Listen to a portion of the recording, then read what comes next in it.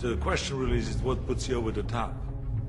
It is the mind that really creates the body. It's the mind that makes you really work out the 4 or 5 hours a day.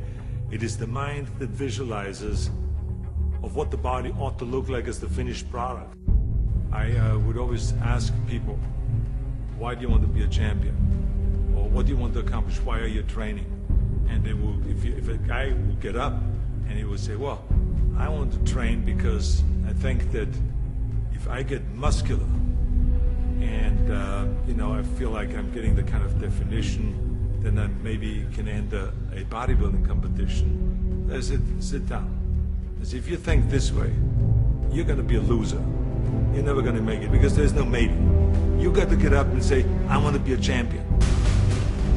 And I do whatever it takes. The amount of hours it takes, the posing, the this, the that, the visualization, looking at training footage, looking at motivational books, reading this, reading, whatever it takes, I would do. That's the answer I want to hear from you. You can detect right away those that are going to be shaky and that will fall behind and they will not go all the way, and those that are very hungry. And that hunger you have to develop because you have to create a goal for yourself, whatever that may be, a short-term goal and a long-term goal, and you got to go after that. And if you do not see it, and if you do not believe it, who else will? The body is very important, but the mind is more important than the body.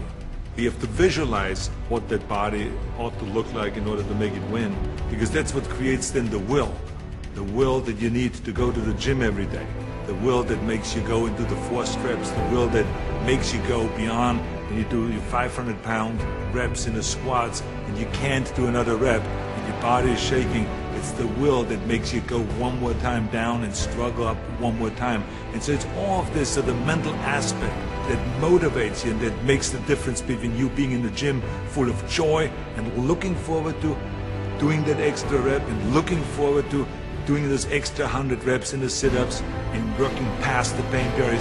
That all is the mind.